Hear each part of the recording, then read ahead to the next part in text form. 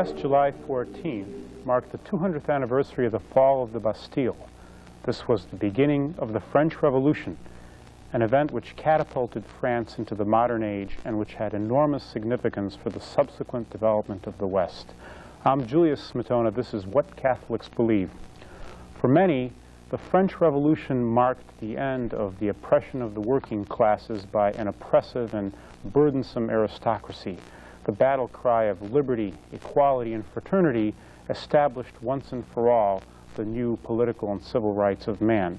On the other hand, there are those who believe that the French Revolution signaled the death of Catholic civilization and ushered in an age which would ultimately produce the Antichrist. With us today to discuss the French Revolution and communism are three Roman Catholic priests who reject the Second Vatican Council and celebrate the traditional Latin Mass exclusively.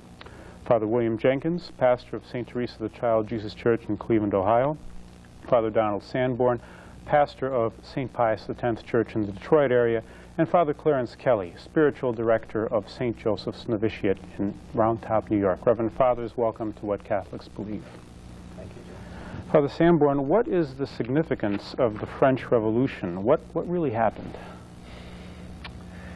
It was the overturning of legitimate authority, and it was the establishment of a godless state by people who were frenzied with an idea of completely eliminating God from human life.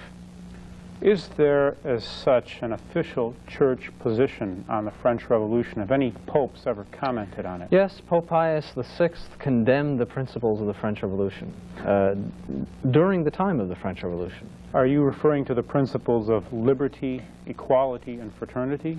The Declaration of the Rights of Man, the general principles of a godless state and the overthrow of proper authority. What were these principles, then, of the French Revolution, and what was so bad about them? Well, the French Revolution sought to take authority from its legitimate possessors, which in this case was King Louis XVI, and say that authority is in the people. And this is the basis of communism. Now, while it is true that it is up to the people to choose a form of government, it is not true that the authority comes from the people. St. Paul says all legitimate authority comes from God. And that is the Catholic position. So no matter what kind of government you have, whether it should be a monarchy, whether it should be a republic, even a democracy, the authority does not come from below, but from above. And even if people elect their officials, the authority that they have over the people comes from God. What is the consequence, then, of this authority coming from below rather than from above? It makes the state not a correctly constituted entity that depends on God, but rather it makes it just a mass of human beings, just like an anthill. As a matter of fact, an anthill has much more structure than what the French Revolution would like to see for humanity. It is just a mass of humanity that, it's a mob. The French Revolution wanted to see mob rule, and it is the establishment of mob rule for nations. Mm-hmm. Father Kelly, we often hear about liberty, equality, and fraternity, and these are principles which are seem to be greatly admired. What is the Catholic view of these principles, understood in the context of the French Revolution? Well, those are, in the mouths of French revolutionaries, propaganda words. They imply that the people did not have liberty before the revolution, that they did not have a certain equality, and that they didn't have a fraternity. The truth of the matter is, what the French revolutionaries were trying to establish was a license to do anything that you wanted to do, so that the state, in turn, could do anything it wanted to do. equality, so-called equality, simply meant that the hard-working man could be deprived of the fruits of his labor to give to anyone else. They could just simply go in and deprive anyone at any time of property rights. That's what that really means. The equality means no property rights. You do not have a right to keep what you have earned. And as far as fraternity goes, the fraternity that existed at the time of the French Revolution, when it got into full swing, was the Brotherhood of Hell. It was based upon ruthless, satanic-type principles whereby if you were even suspected, for example, of being opposed to the thoughts of the revolutionaries, they could simply come in and kill you. But I think you have to go a step further, and the step further is that these principles, so-called principles of liberty, equality, and fraternity, are like the principles used by the communists. In other words, they don't really believe these things. Communists are like very high-class gangsters. The difference between, say, a communist regime in Red China today, or even in the Soviet Union using somewhat different tactics, and the mafia, is that the mafia at least admit that they're gangsters. The communists, they attempt to cloak their ruthless exploitation of all men under the guise of liberty, equality, and fraternity. So I think you have to look at that. First of all, you have to look at what they mean by these propaganda words, and then you also have to understand that there are very powerful people who are behind these revolutionaries and who are benefiting from it, just as the oligarchy in Red China today benefits mightily from the so-called equality of the masses. Those Communist Party officials are quite rich and quite secure. They have the best homes, the best food, the best cars. They have many servants and multiple homes. But they are not honest like the mafia. They pretend that they are living in those conditions for the sake of the masses, whereas ordinary gangsters come out and say that they're doing it for gain. You know, you mentioned these principles, and I think everyday events show that they're very much alive today. For instance, recently the Supreme Court ruled that one may burn the flag. And the argument is, well, if you deny someone the right to burn the flag, you're denying a just form of expression. Would you see a parallel between this? I don't know if there's a parallel, but I would say that it's a manifest absurdity for the Supreme Court of the United States to say that you can burn the symbol of the country itself is almost saying that you can attack the country, because the symbol of the country in some way embodies the principles of society. I would say that there is a certain type of masochism in a decision like that, and the United States is certainly engaged in a certain type of self-destruction. And I suppose this absurd and sinful decision of the Supreme Court that you could burn the flag is simply symptomatic of what is going on in our society, which is disintegration and self-destruction. Father Jenkins, much is made about the terror. Perhaps it's not readily known that many priests and nuns were executed during the terror, and during the terror itself, the holy sacrifice of the Mass was prohibited from being celebrated. What could you tell us about this?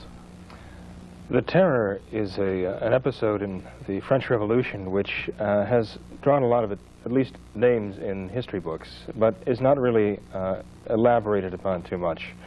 The revolution really was all about the terror, though. The revolution, in its principles of liberty, equality, and fraternity, basically meant, as Father Sanborn and Father Kelly have explained so well, just total anarchy. That was what they meant by liberty. However, Robespierre and Saint-Just had a purpose for the terror. Nesta Webster points out in her book on the French Revolution that documents were found after the guillotining of Robespierre and Saint-Just, which indicate that the two of them had hit upon a plan to turn France into a socialist society. But they decided that the population of France was too great for the land area at the time, and so they determined to destroy up to 10 million French people.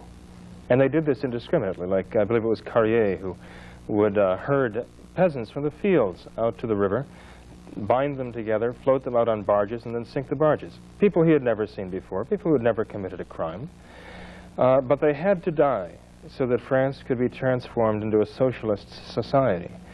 Of course, we see that the revolution devoured its children in Robespierre and Saint-Just, but it is such a mockery for Robespierre to have led a procession into Notre Dame to honor the goddess of reason, and then, in the midst of this bloodshed, in the name of liberty, equality, and fraternity, destroy hundreds of thousands of innocent lives.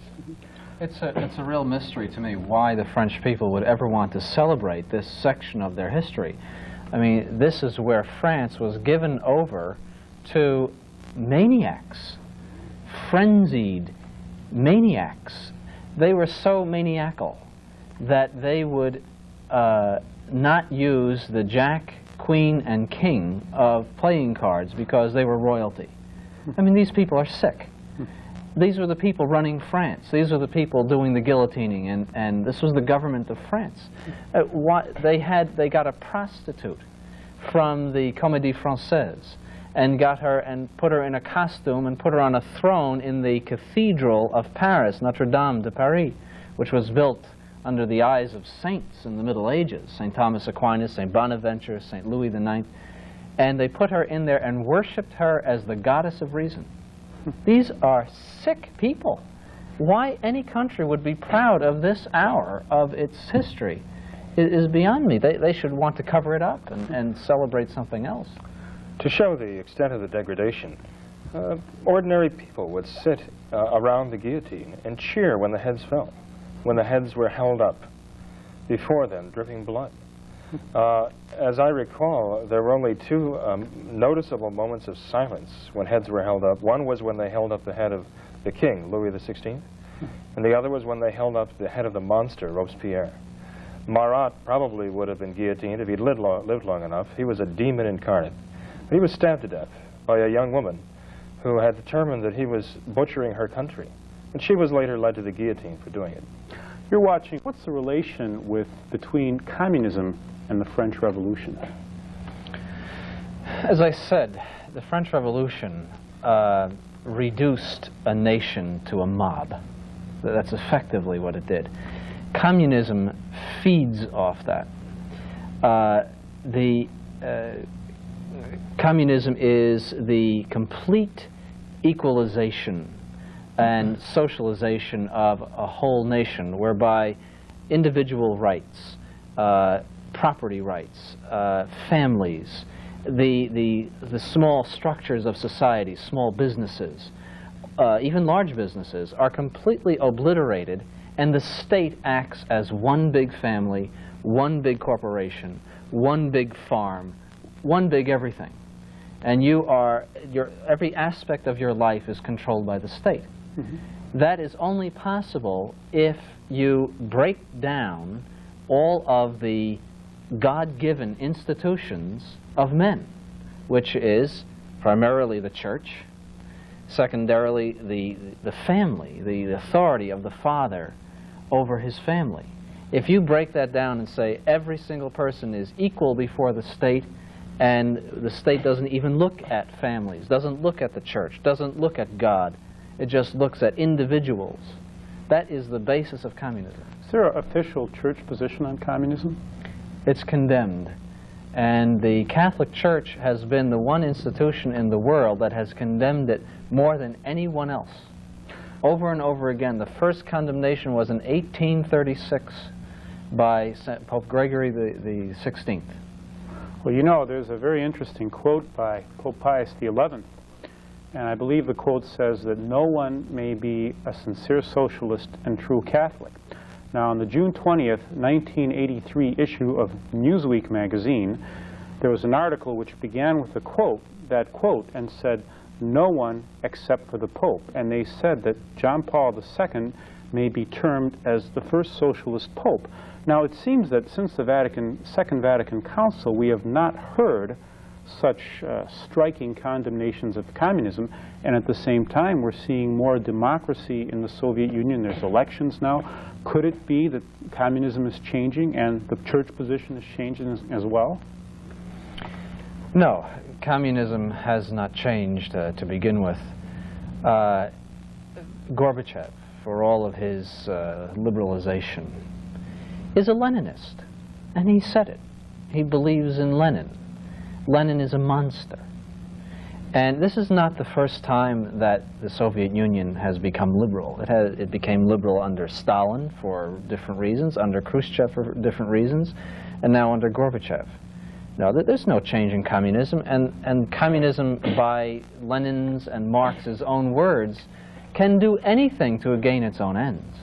Lie, cheat, steal, do anything to gain its own ends. So we can pay no attention to that.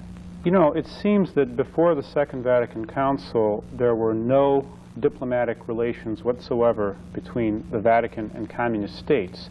Now, there is a recent article which said that John Paul II is negotiating with Poland to open up official relations. What is the significance of this event, and does it reflect the new attitude of the post-Vatican II Church towards communism? Father Kelly. I think it does reflect a dramatic change which has occurred in the Church since the changes of Vatican II. Such a dramatic change, in fact, that it has brought about the existence of a new church. That, it might sound startling to people to hear that, but this new religion that has been created is essentially a different religion from the religion that we believe, for example, as Roman Catholics. The religion that we believe and profess is the religion of the saints and the popes handed down for the last 2,000 years. This new religion is dramatically different. It has a different idea of God. It has a different idea of the incarnate Word of God. It has a different idea of what is the mission of the church, what is the purpose of the redemption, the reason for creation. It has an idea that is directed toward this world. It is not directed toward the eternal salvation of souls, and therefore there is a preoccupation with this world. There is a preoccupation with the good things of this world, and a failure to acknowledge that the spirit of the world is inimical to the spirit of Christ. And so this notion, this attitude, this view has brought about a kind of uncontrollable lust to accommodate to this world, to accommodate to the politics of the world and the morality of the world. And hence we have now this very, very soft view of communism. The Pope should be condemning communism. He should be in the forefront of condemning the horrible monstrosities that have occurred in China. He should be warning the people about this wolf Gorbachev in the clothing of a sheep. The Soviet Union is in very serious financial difficulty now. There is great advantage to Gorbachev pretending to be a sheep. He is pretending to be a sheep because he needs a tremendous influx of financial aid. And what does the West do? The West forgets the lessons of the last 70 years, that these are ruthless, brutal murderers who happen to be in need of an influx of money and so forth and so on. But as soon as they put on the garments of a sheep, everyone lets their guard down, and believe it or not, Gorbachev is proclaimed to be some type of great hero. Imagine, for example, if someone said that there were good Nazis. To say there is a good communist is equivalent to saying that there is a good Nazi. You know, there was a famous quote attributed to Lenin, who said that what matters it if 3/4 of the world perish, if the remaining quarter of the world is communist. And considering that quote, there was, how do you react to this attempted condemnation of communism by a number of bishops at the Second Vatican Council, which was squelched and nothing came of it? What happened there, Father Jenkins? Well, there was a petition taken up, and I think signed by 475 bishops at Vatican II, for the council to condemn communism. Now remember, this council was called specifically to deal with the problems the Church was facing in the world today. And so you think of all the problems they would discuss, it would be communism. Such was not the case. The petition that was delivered to Monsignor Glorieux was simply put aside, and he later admitted that he had put it in a drawer. and used the excuse that it arrived too late. Well, the bishops who delivered it to him knew that it had not arrived too late. There was a conspiracy to prevent the council from condemning communism. Supposedly it was due to an agreement which allowed certain bishops to come from communist countries to the Vatican Council, so that the council would not condemn communism. Whatever it may be, this is an unforgivable sin. There is nothing but a footnote which condemns communism in the vaguest terms. You see, even look at John Paul II's anti-communism. It is totally different from Cardinal Mindszenty's anti-communism. Mindszenty was cast into prison, held there for years, tortured. Cardinal Wojtyla rather came up through the ranks. He was promoted in the church in Poland. What was the difference? Why did the communists in Hungary treat Cardinal Mindszenty one way, and the communists in Poland treat Cardinal Wojtyla, who became John Paul II, another way? And I think the difference is this. Cardinal Mindszenty would never deal with the communists as though they were a legitimate government of his country. He would do nothing but denounce them as a bunch of cutthroats and pirates. But Cardinal Wojtyla would deal with the communists as though they were a legitimate government. And even today, John Paul II will not condemn communism as such. He'll talk about the abuses, but to condemn communism, that he will not do. He is not anti-communist. Father Sanborn, what was this Vatican-Moscow agreement we sometimes hear about? The first one to be soft on communism was John the 23rd. And he actually invited Khrushchev's nephew or niece, and to the shock of Rome at the time, because Pius XII had said, anyone who has anything to do with the Communist Party is automatically excommunicated. Then Paul VI flew the Communist Chinese flag from the Vatican when the Communist Chinese came to see him, and actually praised the Cultural Revolution in China. What the Vatican has done since the election of John the 23rd and Paul VI is start to deal with the communists and to break down its opposition to communism. It's just clear.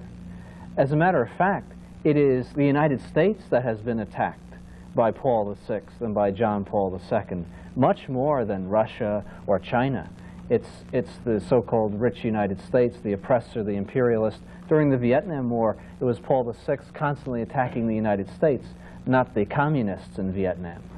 And the same is true now. We are constantly getting digs by John Paul II about what we're doing, whereas Russia, which is the supreme oppressor of not only the Catholic Church but religion in general, that goes off scot-free.